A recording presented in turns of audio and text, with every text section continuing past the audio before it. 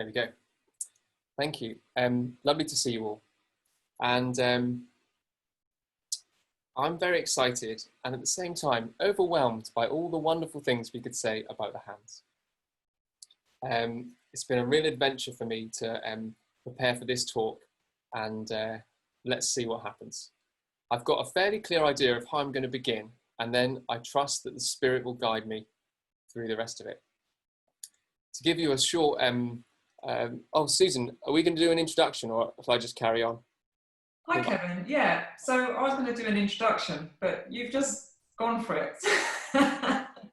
So all I have to say is, hello everyone, welcome. It's so nice to see you. And I just want to draw your attention to something, because Kevin, in a moment, as he's just done, will screen share. And I'm going to screen share now. This is his talk, The Story of the Hands, Biomechanics and Consciousness, How Our Hands Make Us Human. And at the top right, you have some options to view different ways. So you can have a slide bar of people down the side and see what Kevin is showing us. You can switch between Kevin on the big screen and his slideshow on the little screen. So there's options for you every time Kevin shares his screen with you, okay?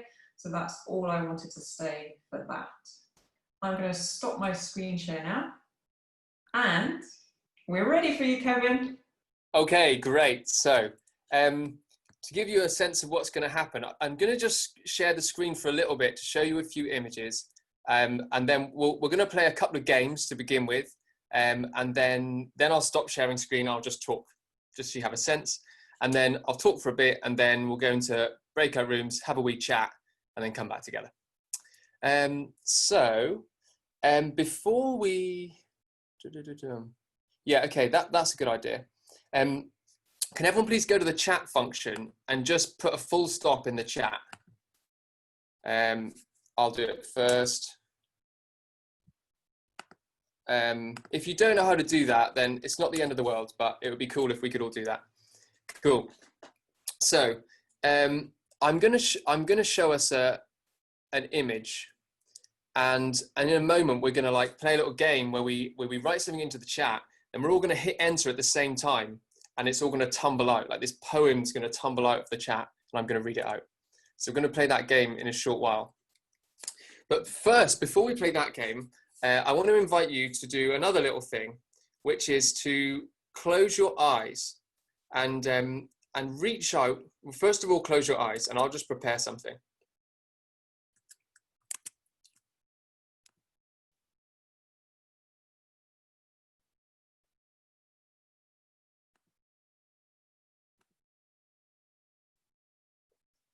And now please reach out with your hand as if you were reaching out to touch some light or something warm.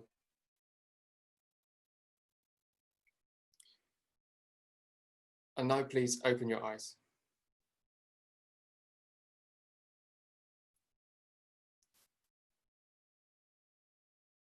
And we have before us a picture. And you can let go of your hand now, if you haven't already. And I want you to think, what would you call this picture if you had to give it a title? Or what do you see? So those are your two kind of optional, either what do you see, or what would the title be? And this could be just one word, or it could be a little collection of words, like a phrase. And when we'll just give ourselves a minute to think of that. Doesn't really matter, but we're not going to spend a long time on it. But then when you've got it, I'm going to stop sharing. I'll give you another minute just with the image, and in a minute I'm going to stop sharing. I'm going to make this little poem.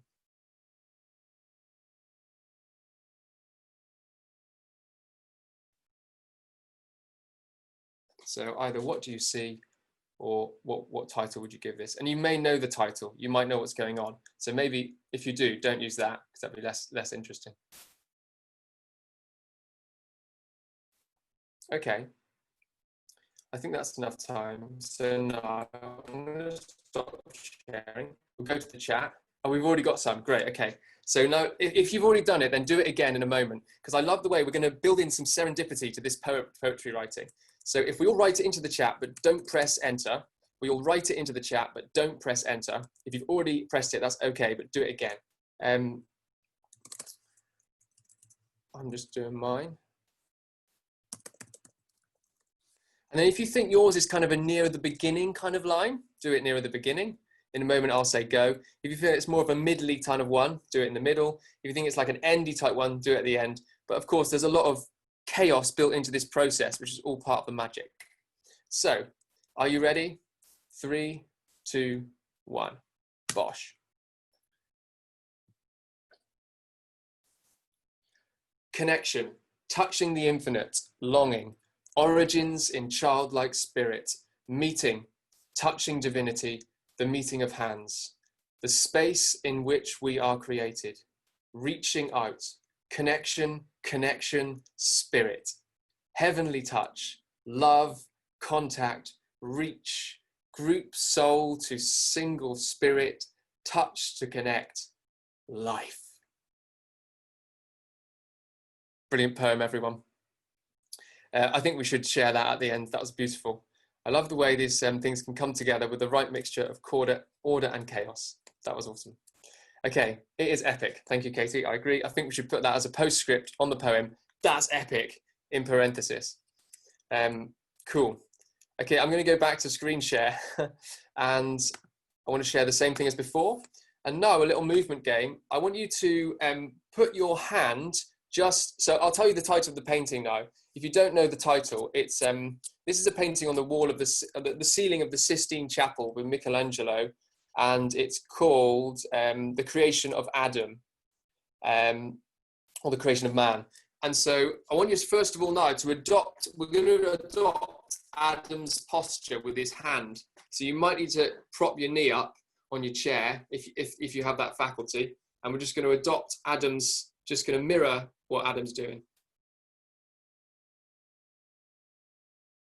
And just take a moment to see how that feels. And if you want to, you could even maybe take into the rest of his body. You can look at his eyes or his head.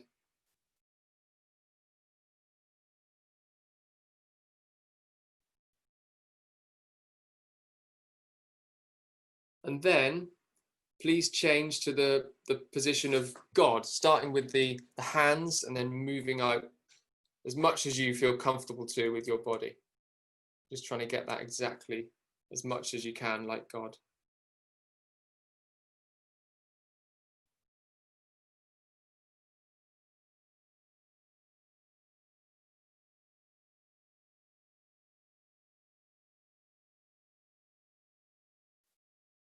Thank you. And then rub your hands together. Otherwise you might get stuck in God or Adam mode, which might be okay, but you might not want to. Put them in your heart. Do you think this image is just after they've touched or just before they've touched? Because presumably one or the other.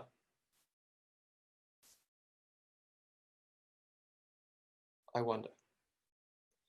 Now look around the painting to see, is there anything else that catches your eye that maybe you haven't noticed already? I'm not sure. Can you see that?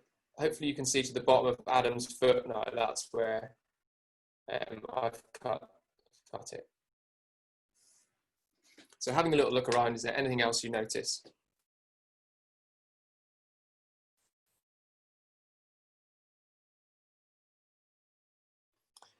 Okay. So if we look at this painting, we can see that the center of activity is not the center of the painting. Although I've cropped it, it's on the panel of a ceiling panel, and it's not the center.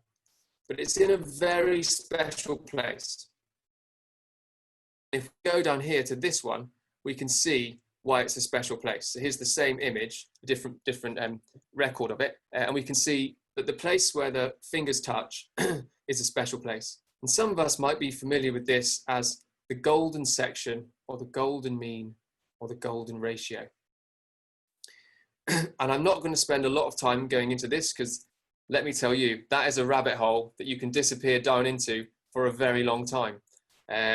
So I'm going to try and just briefly touch on it. But the Fibonacci, relating to the Fibonacci series discovered by Leonardo da Vinci, and the ratio between the numbers in that. So 1 + 1 is 2, 1 + 2 is 3, 2 + 3 is 5, 3 + 5 is 8, 5 + 8 is 13. So if we keep adding the previous two numbers together, we get the next one. And the ratio between those two numbers tends towards, or as we go higher and higher up, towards a special value, 1.6183 or something. So, and it's said that this was deliberately chosen by Michelangelo as the place where the fingers touch. I've just done there, that was just to show if you were more mathematically inclined, just to really understand the concept.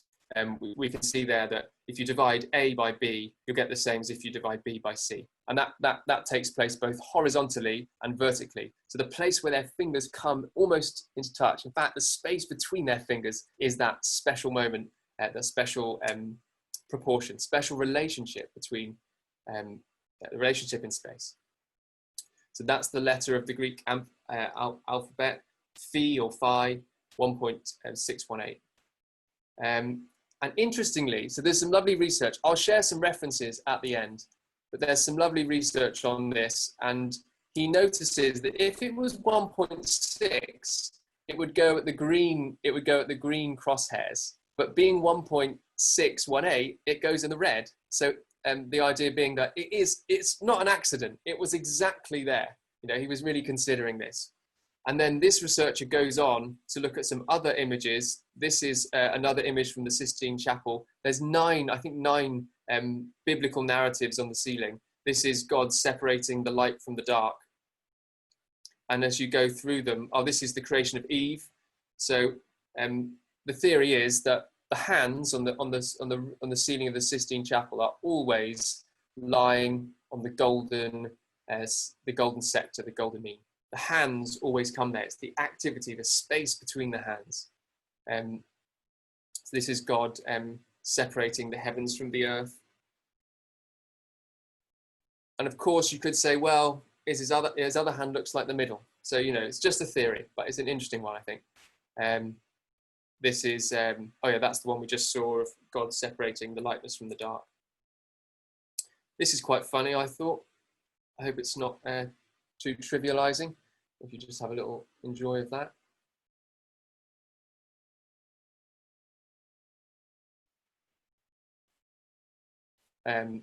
So the theory goes that it wasn't just an accident. They were pointing to this special relationship, this golden place in space, or in the relationship between two things where something special happens. Another bit of research I did, which was fascinating, people have looked to find the golden place or the golden moment in a song. So you can, of course, take the length of a song and find out where the place is, where it takes this huge crescendo. And there's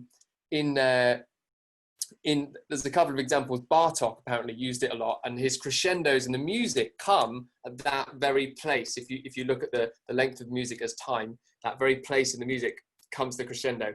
Under Pressure by Queen. If you check out that one, it's absolutely brilliant. It's exactly where the whole song lifts off. Of course, it could be that we're just forcing it to be there, or imagining or looking for it. But there we go. It's kind of interesting. And of course, as many of us will know, we see this in nature. So that the petals on a flower are usually 3, 5, 8, 13, 21. The Fibonacci numbers. This is the way that the little buds in a flower grow. And they all kind of find a way they can get the most light, and it just so happens that they make these patterns, and it follows the Fibonacci series. Then we also see it in shells. So we can see here the way if we keep that same relationship in space, then we see the shell, how it goes into shells. And once again here, and we see it in weather systems. We see it in the shape of the Milky Way. So there seems to be a natural pattern, a natural order of things that that lives in the world, and we see it in architecture, and we see it in animals' bodies. So the proportions of animals' bodies. We see it there's another example of that, and we see it in the human body, and we see it in the hands. So, little experiment now. If you just take your index finger, please. Take your index finger, and if the first little bit of your finger, I haven't learned the names because I don't really know them, so I just thought I wouldn't. So we've got the first little bone there, and then the second bone and the third one. On my hand, it's approximately 2 centimeters for the first little one, 3 for the next, and 5 for the next bone. It's quite hard to measure the next one because it's quite hard to know where the bone ends. And so if we spiral out, if you make your hand into a little spiral, you can make this, and you can kind of see where your little your spiral begins. So you can do that with your finger. Yeah, and I can see some people have even moved on to the fist version, so you can even get the fist involved, get the whole spiral there. So these divine proportions that live throughout nature not only live in our body, but they seem to spiral out from the center of the hand. That's kind of where they spiral out from. I want to show you one more image, and we'll just come back to this one later. Just to let you gaze at that for a moment. And I don't know if I'll just let you wonder what that might be for a moment, just because that's nice, isn't it? We could first just study the differences between those two hands.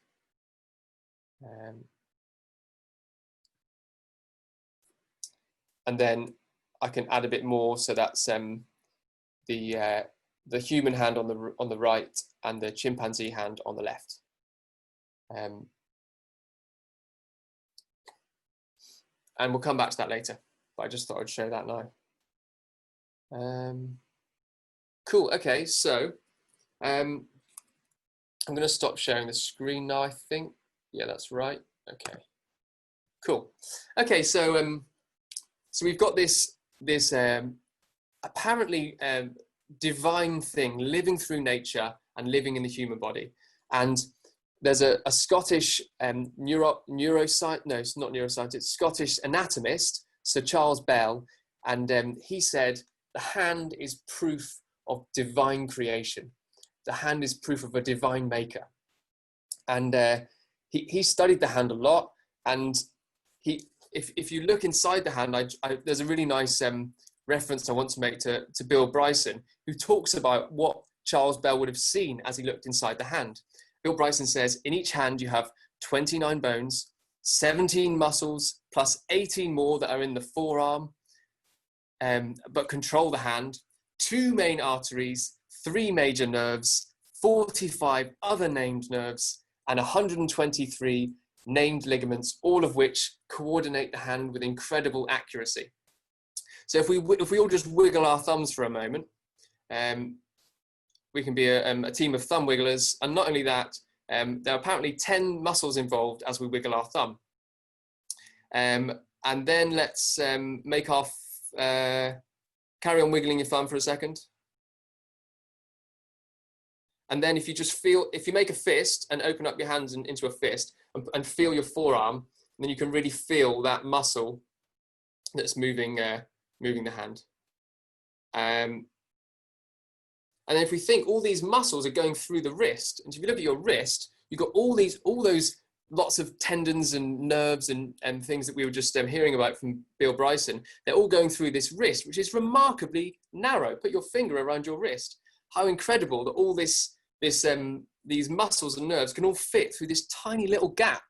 And also, not only that, but we could look at the mobility of the wrist. The wrist can do all these wonderful things, and yet it's able to let all these information pass through. So it's kind of this incredible architecture, and that was what led Charles Bell to think, wow, this is incredible. More on Charles Bell later. We'll come back to him. But moving on for the moment. If we look at the thumb, let's look at our thumb for a moment and our opposable thumbs. Do this for a little bit with your fingers.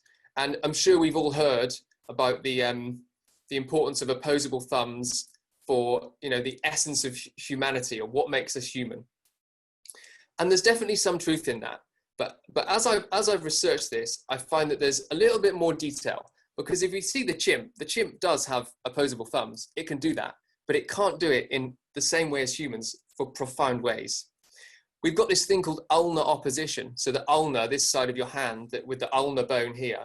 And if you touch your, oh, I've still got my fingernail painting on. That's kind of funny and embarrassing at the same time. Yeah, if you touch your little pinky and your ring finger, this is your ulnar opposition. And if you think back to our little squat kind of chimp hand, they can't do the ulnar opposition. Only humans can do this ulnar opposition.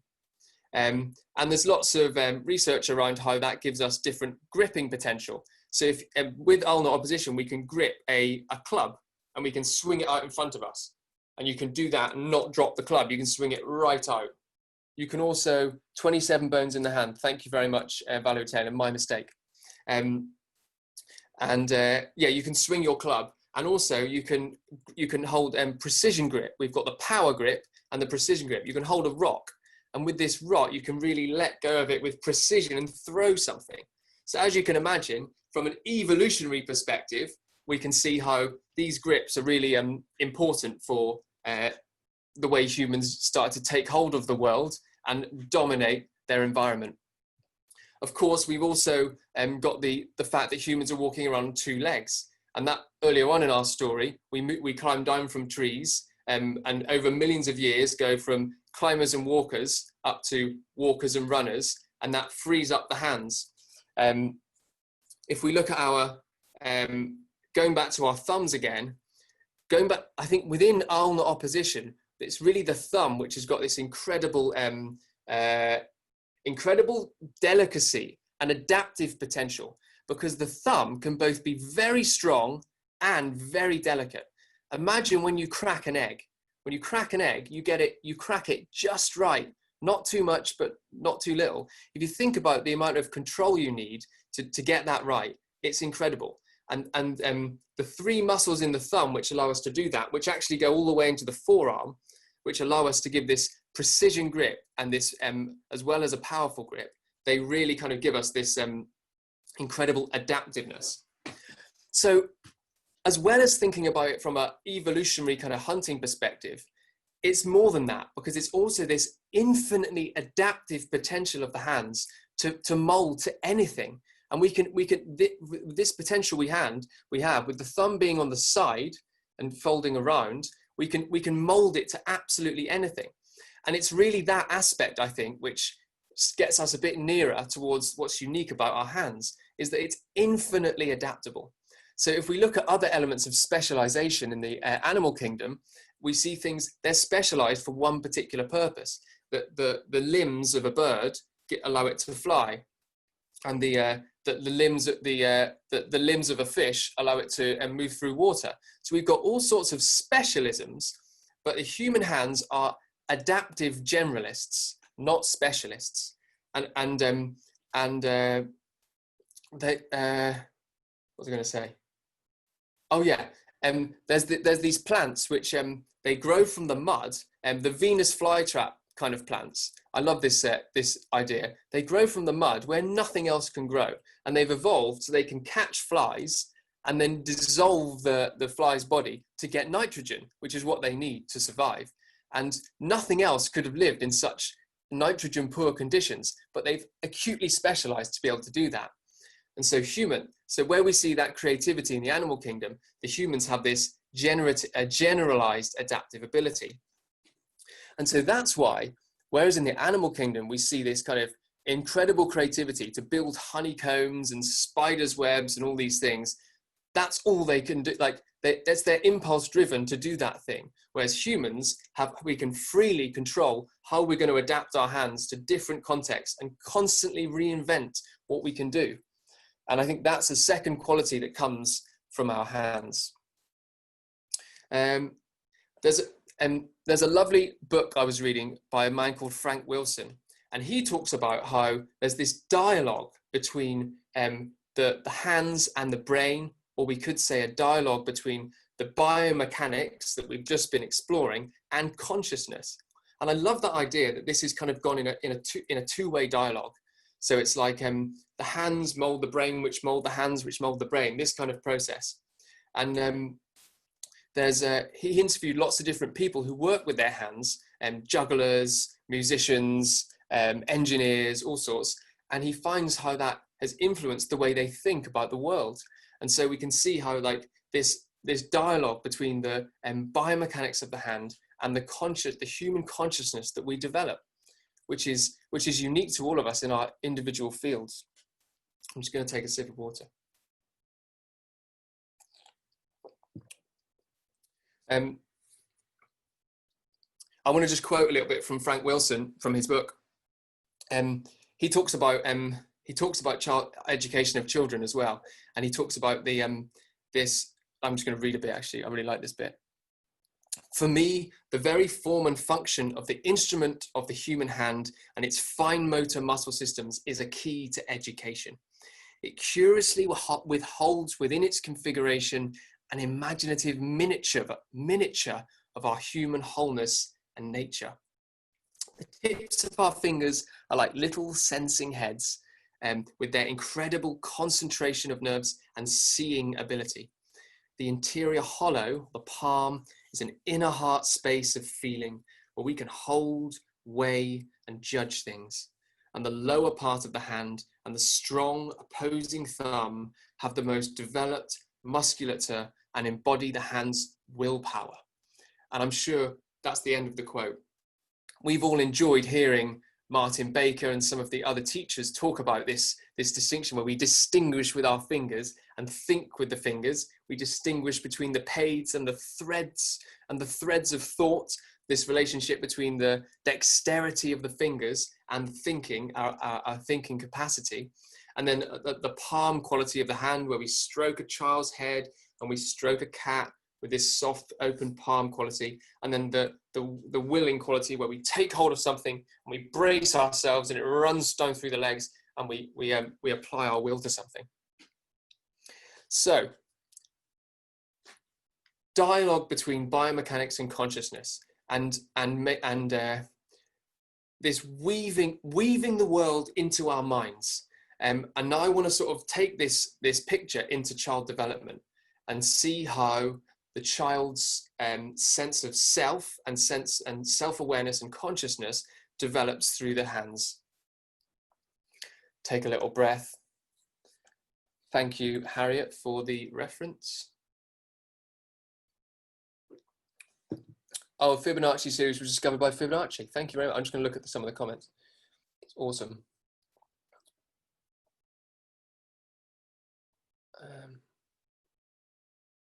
Thank you very much, everyone. I love the way everyone's engaging with the chat. Articulation. Can you explain that more, please, Rob? That's great. I'm curious what you mean. Oh, articulate. Yeah, I can see that. But what do you mean? Speaking. Oh, articulation of speech, articulation of hands. Brilliant. I didn't know we were going to get a free game of charades in the middle of the session there, but you just, careful what you wish for. Thank you very much. And thank you so much for correcting my mistakes. That makes me feel comfortable that you're comfortable to do that, which feels great. So great. Thank you very much, and continue to do so.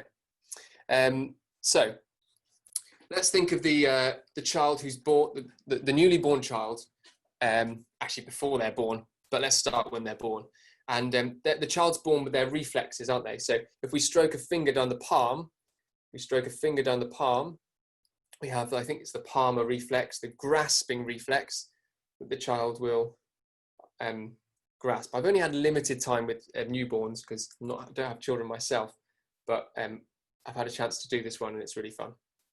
So the child has these inbuilt reflexes, the rooting reflex, so rooting for the nipple with the mouth, and also apparently when, I can't speak from personal experience, but apparently when the when the child sucks, the hand clenches, right? Is that true? Are there anyone who can confirm that? Helen's nodding. Yeah, I trust you, Helen. Cool. Also you can almost sense the pulsing when the child sucks harder, that the fist goes harder, right? So there can almost be this pulsing. There's this connection between hand and mouth.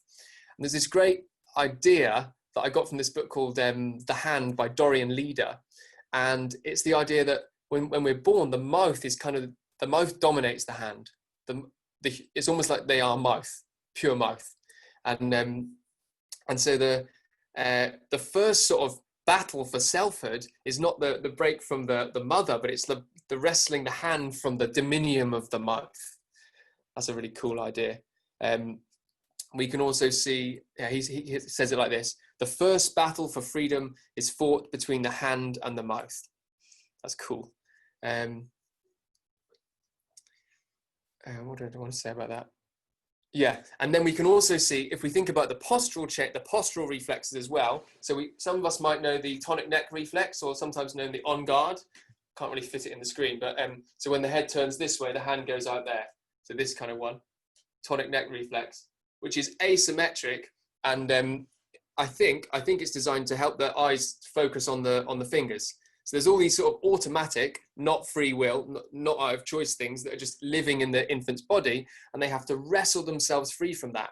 One of the more advanced ones is to then the more the symmetric reflexes, and as the child starts to be able to use both hands together. So as we move into like the first year, the child is starting to get towards its feet and walk around, achieving uprightness, and as it does, it's able to take hold of the world in all sorts of ways. And even in my role as an uncle, I know you have to be careful what you leave lying around, because as soon as the infant gets their uprightness and their mobility, then they've got their hands which can take hold of things, and they take hold of the world.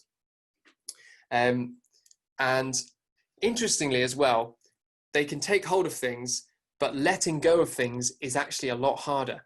That gives us what a juicy thing to reflect on. It's hard to let go of things, right? And so if it's much easier to pick up a block, but to lay it on top of the tower, that's hard.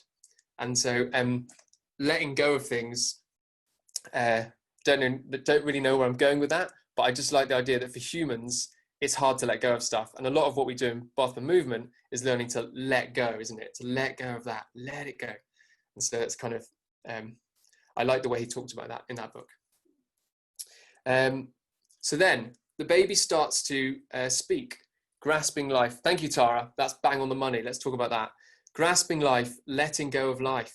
So we say that as the child starts to speak, they are grasping language. They're grasping language. So it's this same grasping gesture, grasping hold of language, and they're wrestling with it and absorbing. They're sort of drinking in all this complex grammar that they're hearing from all the adults around them. And in fact, the hands are such fundamental indicators in the development of language that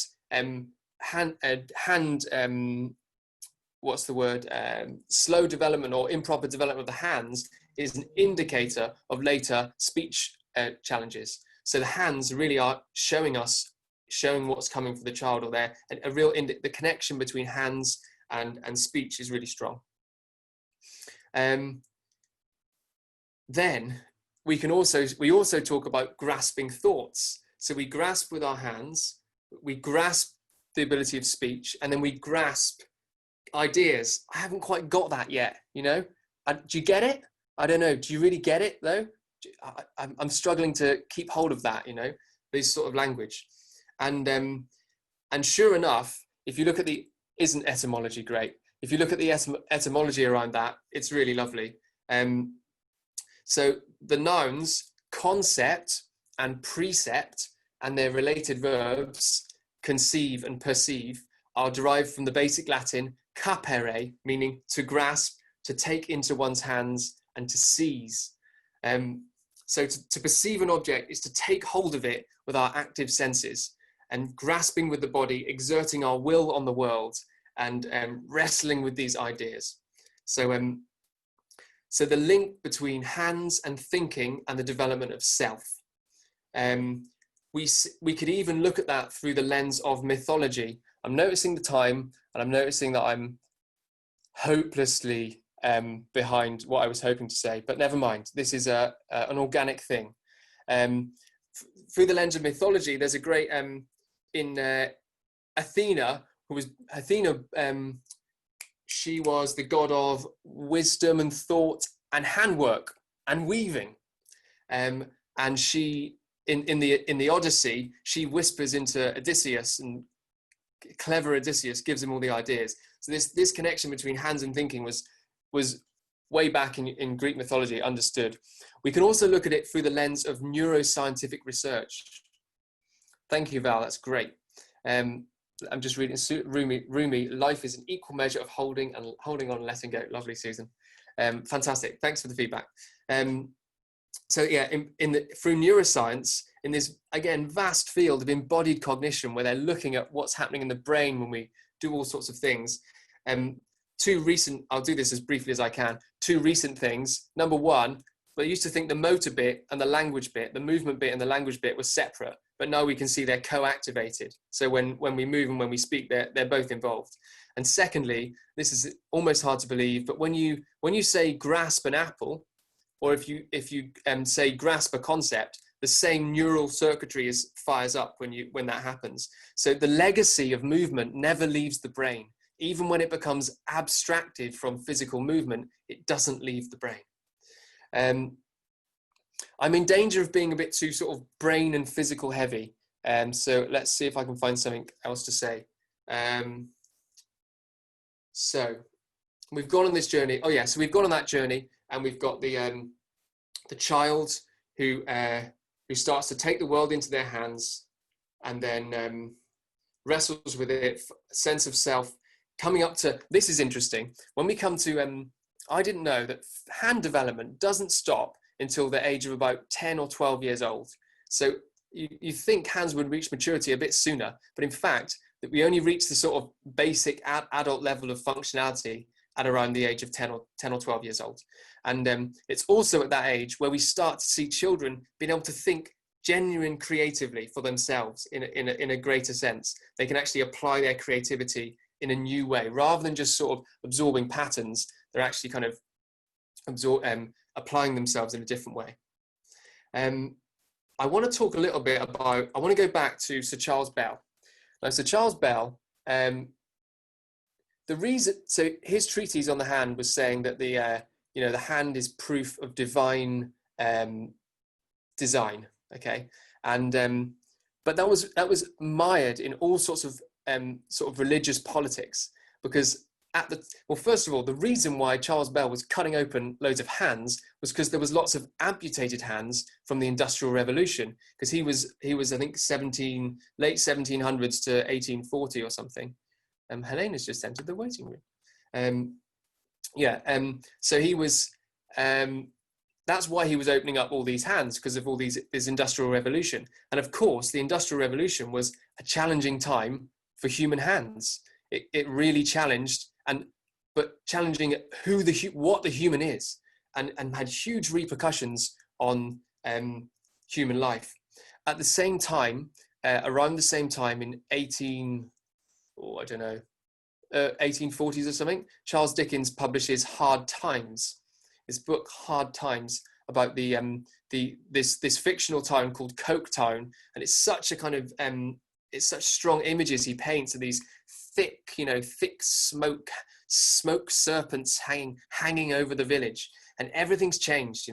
That father's no longer at home. You're off to the factory. You don't get home till it's dark, and the profound changes on family life that came from this change to the working arrangements.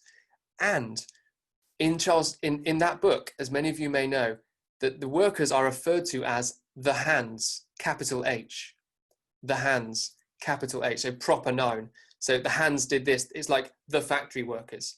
And it's such a fascinating contrast between the way that they were, so the humans were doing the bits the machines couldn't do, in a sense, but also the machines were doing things better than the humans could do. So there was this real kind of tension between, on the one hand, machines doing things better, and on the other hand, a great challenge, like a fight for the divinity of the human hands. And that is the context in which Sir Charles Bell was writing. The book before his one was all about the eye. There was a treatise on the eye saying how the eye is proof of human divinity. And then his was the next in the series of that.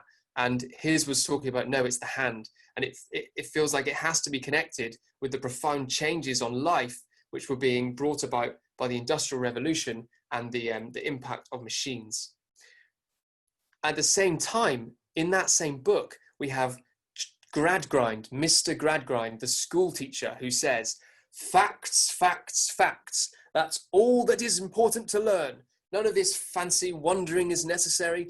Facts, teach them facts, right? So we have this this archetypal picture of the kind of new educational model where children are kept in boxes in schools, and it's the same factory model that we hear everyone railing against, and it's really that kind of heavy critique by Dickens on that model, and all of these things happening at the same time. So profound changes for the human experience at that time. Okay, so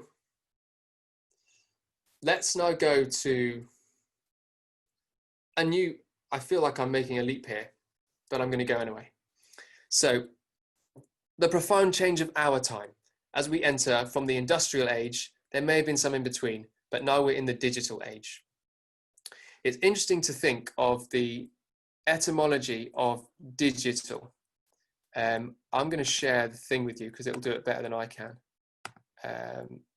That thing there. Can you see that, Susan? Can you see that? Yeah, okay. So we've got digitus, finger or toe, from, I guess, Latin.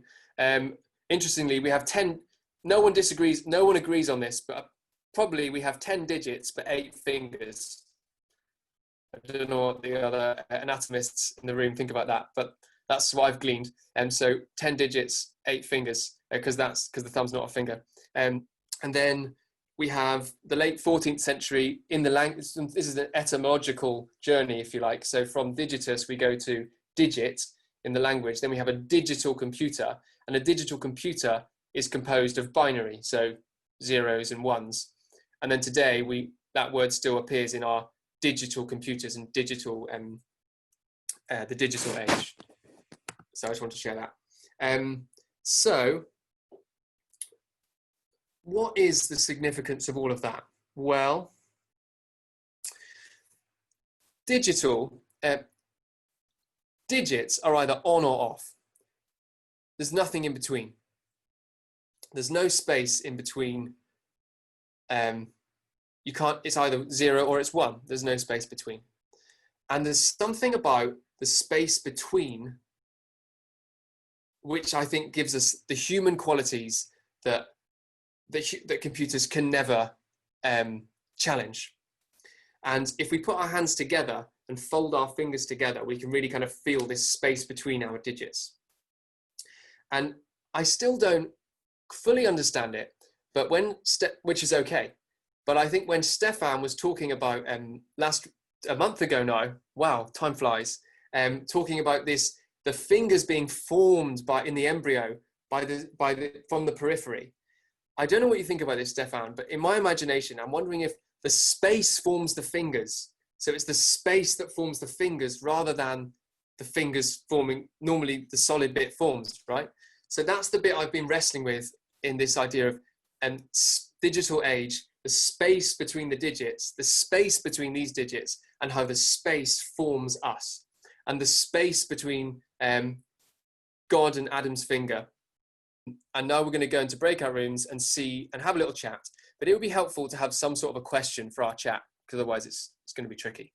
So to frame that question, I'll say this. There's a survey in 2018 which found for millennials, and they found that 64% of millennials would rather lose their sense of smell than their smartphone.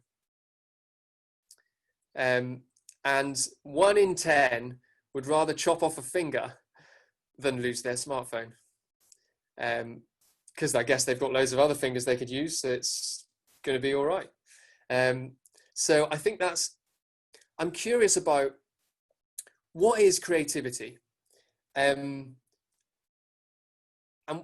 often we're told I think we're told a bit of a lie about this, because often creativity is kind of like matching something that's already there. So branding is about matching. You kind of match a pattern that's there, and you see that and you go, bing, that makes sense. And it provides coherence in something in your life. And it's about often when we see like, be creative, design your own thing, you're actually just matching what's already there. It's not really forming something that's new. And the something that's new that we form, it doesn't have to be new. It doesn't really matter what we create. It matters the intention that we bring it with. I was in a workshop the other day. I'll just one more story, then I'll stop. I was in a workshop the other day, and there was a boy with a speech impediment, a profound speech impediment, so such that he couldn't get through a sentence without a strong stammer, let's say. And we were sharing poetry and songs. And I said, would anyone like to share anything? And he said, yeah, I'd like to share something. And everyone thought, okay. I said, how would you like to share it? He said, I'd like to read it out. I was like, okay, great. So so he went to his bookcase and took a Mary Oliver book and said, I'm going to read Wild Geese by Mary Oliver. It's a beautiful poem. I'll read it at the end. And he started reading it, and he didn't stammer. And everyone was just like, everyone was touched. It was a divine moment, you know? And it was like, we all felt like we were gazing at a beautiful landscape or something. It was just beautiful. And I think that what he did wasn't, I mean, that's creativity. That's divine kind of essence. And after that, I made a little song about it and shared it with my friend, and then I shared it with him. And I feel like what we were doing that's been done before, but the intention that we came at it with was genuinely that human essence of creativity. So that's maybe relevant. I've got no idea. But it's a nice story, and sometimes nice stories speak for themselves. Valerie Taylor. I'm going to read that out if I may, Valerie, because it's lovely to hear these very informed things coming through. I was almost wrote an email to you the other day, Valerie, to see if we could get in touch about you doing one of these. So it's quite great that it almost feels like it's emerged organically. So there we go. Look up ossification of the bones in the hand, particularly the 5 carpal bones. It's fascinating, and why fine motor skills, especially handwork, are so important. In the embryo, there are limb buds which grow out into the periphery, but in a sense, the periphery is drawing them out. This was disturbed in children affected by thalidomide. I find it hard to say that. Thank you very much, Val. And I'm aware that there is, so much more that we could talk about. I wanted to talk about an idea that I got from Rob in a session where we see some of you might be familiar with, where you have the head of the bone hit, like the ball and socket joint goes from there to there, and there to there, and then it turns around, right? Is that right, Rob? Can you give me some more charades? The sort of turning, is that right? Yeah, Valerie's got thumbs up. It starts with the head. Are you saying that you're a genius, Rob? Because I know you are. Okay, no, just joking. Okay, so let's go into breakout rooms, because it would be nice to have a chance to talk. And the question can be something around the challenges that we face to this sort of thing of this creative element, this inspiration that lives in the hands in a certain way. How do we work with that, with the challenges our children are facing, or this digital age that we're working in? That's perhaps too broad. Would anyone like to suggest a bit of a sharpening of that? You've got 10 seconds if you want to. And while you do that, I'm going to set up the breakout rooms. If nothing else, it's a nice chance for us to connect. I think I need to be host, Susan, so I can set the breakout rooms. I think we'll... Yeah, sorry, I'm just... What we'll do is we'll just go into... It's already 5 to 9. I'd like to finish by playing you just a nice little video that's beautiful. So why don't we, bye Rob, thanks for coming. I'm aware that it's 9 o'clock. Thanks so much for coming, Rob. It's great to see you. I'm aware that it's nearly time to finish. Why don't we go into, can we do 5 minutes over? Show me if you can do 5 minutes over. That cool? Okay. So we'll go into breakout rooms. We'll just say, why don't we just try and speak for like 1 minute each? So quite short, three or four of us in a room, a quick chance just to say hello, come back here, listen to something nice, call it a night. How's that sound? Okay, cool. So I will set up the breakout rooms. And I am no host. Let's have, so you're going to be random rooms, 3 to 4 participants per room. You need to join the room. So I've created them now. You need to accept, oh no, I haven't done it yet. Hold on. Actually, I think 3 is a better number. I'm going to make them a few less. Oh, crumbs. Oh, never mind. Okay. There we go. The rooms are open. Off you go. You need to click to join the breakout room. And I'll see you in a bit. Welcome back, everyone. Seeing you all put back into the screen is like dancing around in a cloud of confetti. So what we're going to do now is we're going to, because we don't have time to hear, I'm sure this is more of a, all these wonderfully deep ideas coming out of the scattered barrage that I've just given you.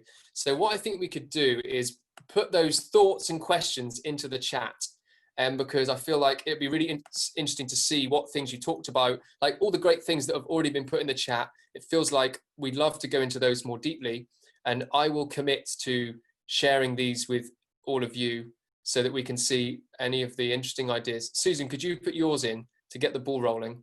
And so whether it's like, oh, I'd like to hear more about that, or are you sure you got that right, Kevin? And could we talk about this? Could we talk about that? Those sorts of things.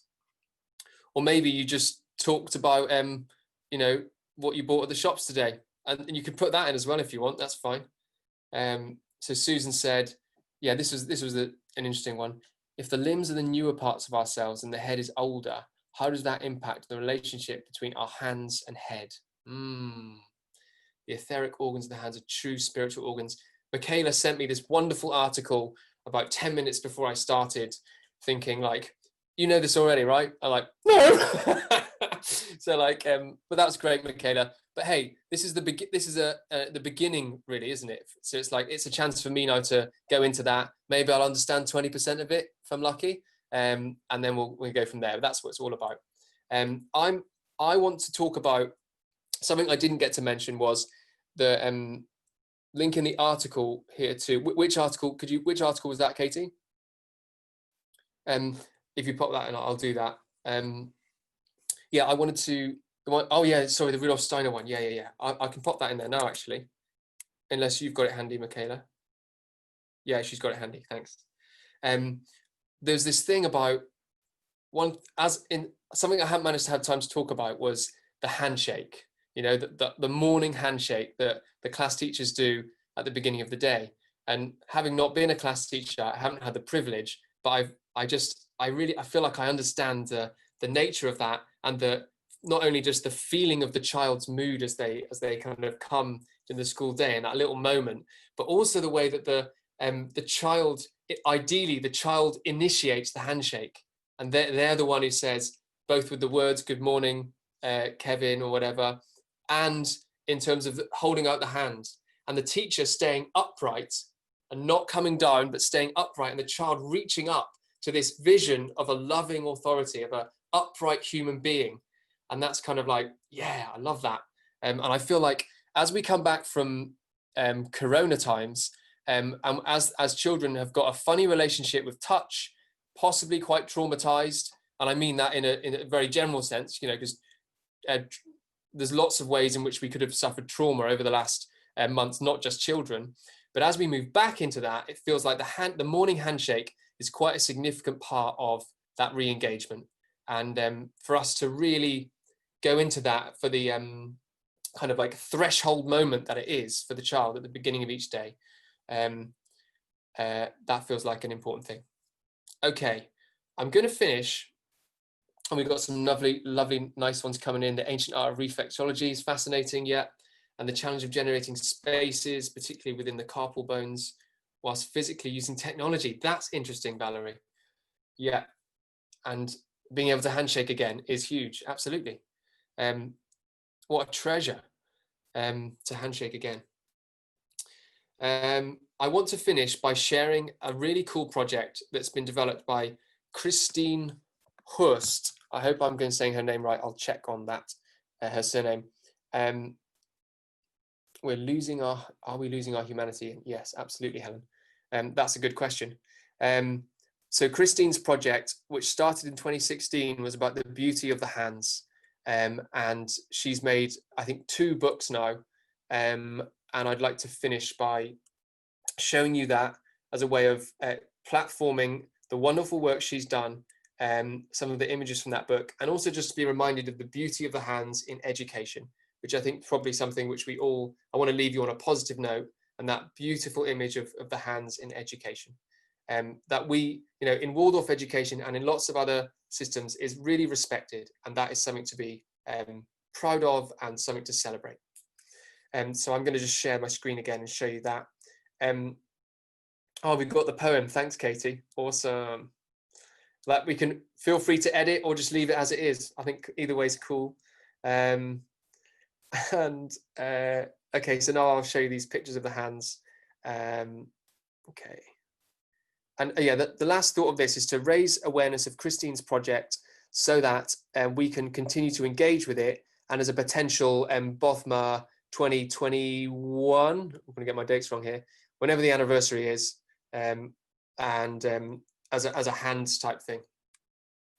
When's the anniversary? Can someone tell me? Sorry, I should probably know this. Is it 19? It's 2020, right? 2020. Yeah, cool. So, 2022. Okay, great. Okay, great, awesome. So this is that gives us a nice lead in, maybe to celebrate the hands in our movement. There was a young man named Kevin. Are you starting a limerick? Oh, very nice, Helen. Okay, this is very appropriate. At the risk of being self-congratulatory, it's this, it represents the integrative creativity of the hands. I'm curious to see what happens as I line up the final bit of the show.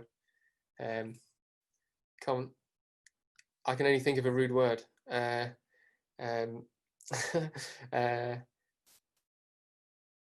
can't, maybe I can join in.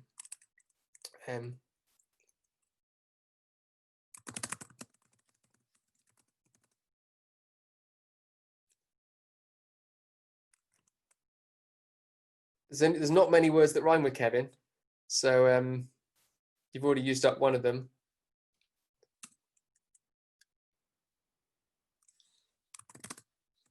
I got it.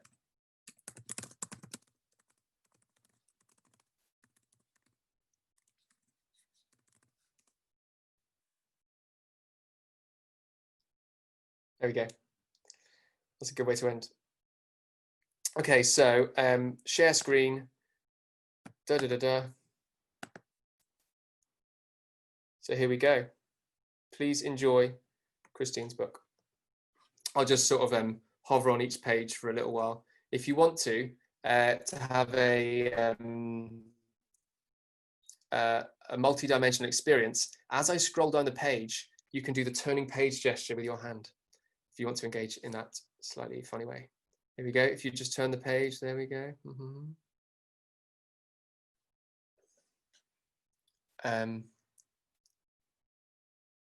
So Christine worked with a photographer on this project, and there's a lovely video. I'll share the video as well of them talking about the project and moving images as well. And Christine's very keen for us to share things and keep this ball rolling.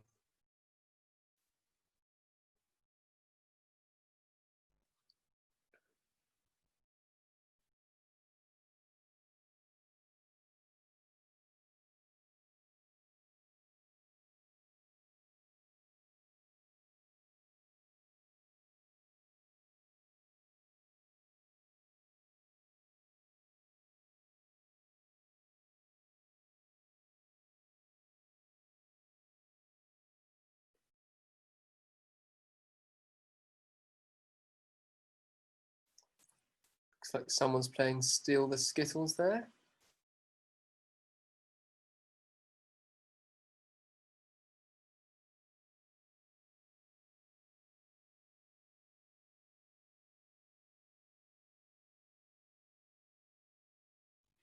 Christine Holle and Hauke Dresler from the Waldorf School in Ottersberg. There we go.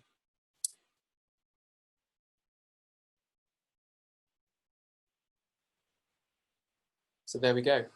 I will finish sharing the screen. What a nice way to end. Staring at hands in silence. Staring at beautiful hands in silence.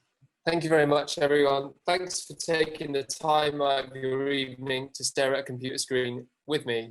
It means a lot, and I hope you had a nice time. There's only one way to say goodbye, which is like this.